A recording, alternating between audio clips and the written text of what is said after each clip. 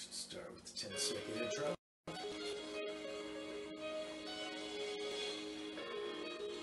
Welcome back to 3D Politics. I'm your amazing host, Tom McKay. I've got all three Davids here.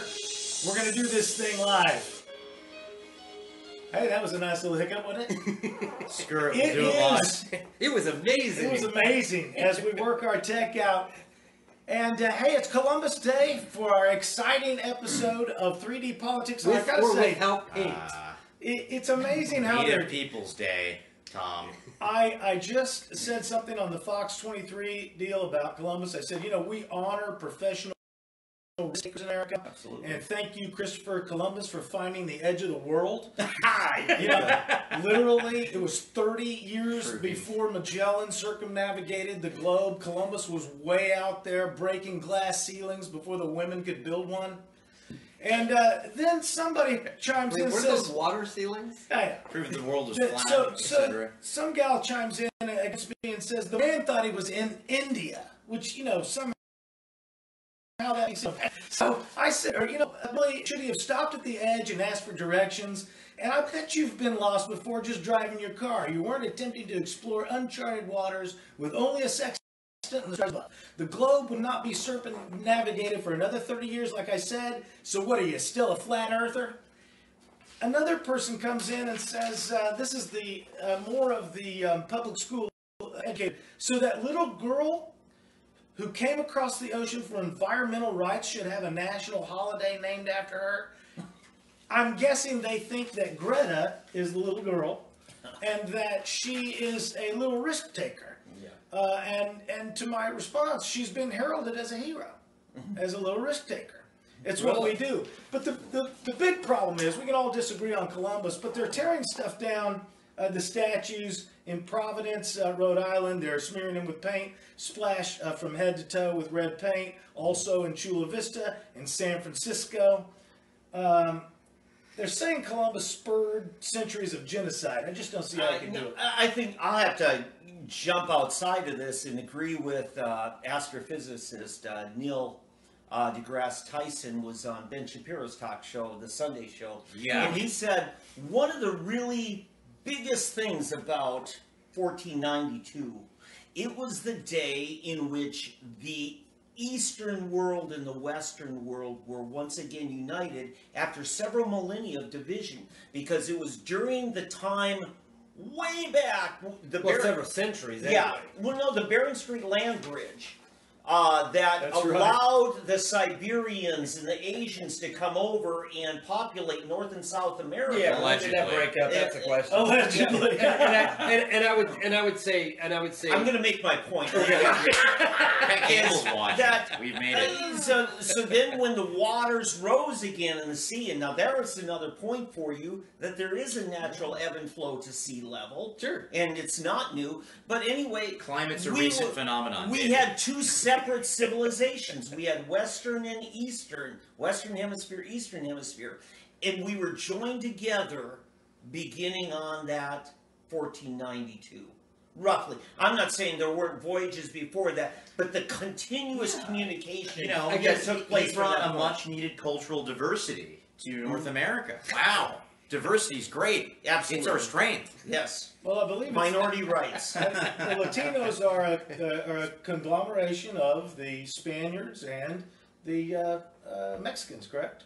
Lizard people. The Western Indians of North and South America. Yeah. Yeah. So I just think that's an important. You can't. I don't care if you're Native American tribe or who you are, Bolivian, Peruvian tribe. It's still a big point, because now you had communication amongst all the people of all the world once again. Well, as a person who did something for the first time, Yeah.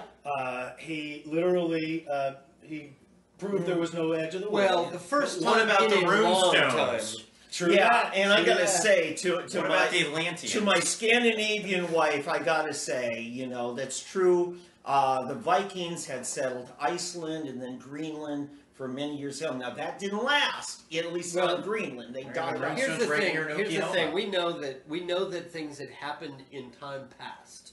Okay, that all of this travel and everything like that had happened in time past. What is lost to history is just how they went about it. But we do know from history, because it's in the Bible, it's in the New Testament, it's in Acts, where you can see that men of every nation came, and the disciples spoke to them in their own tongue. That's how Republicans tell history. I was going to make a Tower of Babel Well- joke, but I'm like, this certainly won't come up. It's too obtuse. Nope. But my point is that that either it's true or it's a flat out lie. But the point is, if you believe it's true, then you know that within the last 2,000 years, travel like this was happening, and that Jews were in every part of the world, and they came to Jerusalem and were spoken to in their native tongue. So we know that happened. And I think what is important is that truth be said on this day, on any day, that we recognize that there are things that happen, negative, positive, whatever. Let's talk about those, and let's not throw paint on the negative. Let's not try to tear down things and destroy truth and turn it and try to revisit it and declare it something else. The iconoclasts are clearly out of their lane. I mean, Columbus is not a religious figure, and they're pouring paint on him like he is. Is he a saint? I don't know. Yes, Catholic Church. Depends upon which church you belong. The Catholic Church, believe me, as growing up Catholic, yes. I heard he was a pretty nice guy. And I heard he was a knight, too. No, Well, I also heard he was and I a think we all genocidal agree. maniac. None of this whitewashes the he behavior. was. None of this whitewashes the behavior between the different civilizations and tribes, the exploitations, the slavery, all that, right? But nonetheless, you still have to say this is a big deal in that the world started all communicating with each other, for good or bad. I love how the left uses this as a bludgeon against conservative values and Western civilization. Like, everything is just a bludgeon. Oh, It's not even most of the conservative. violence that exists among humans exists within people groups. Right. You look at, most of the violence in the black community, it's perpetrated by other blacks. Most of the violence committed against whites or Asians, committed by whites or Asians. I mean, look at the Second World War. It's like the White Civil War. It's just a bunch of white people killing each other. And that's where violence holds, the vast majority of it. Yet these leftists totally run this game on all of society where they gain political power by pretending there's some real interracial conflict. There's not. There's not this animus that they pretend exists. It's just not there historically. And socialists are always assigning the negative behavior of a group to one guy. Like Columbus created these things, these tragedies. They do the same thing with Trump. The one guy does something stupid and they say, This Trump guy caused. named the white man. Trump moves 50 people and they say he caused the incursion into the A kid got hungry in a detainment camp. He's literally worse than Hitler. Wow. All right. He murders 6,000 children every morning. Not a problem. That's called choice.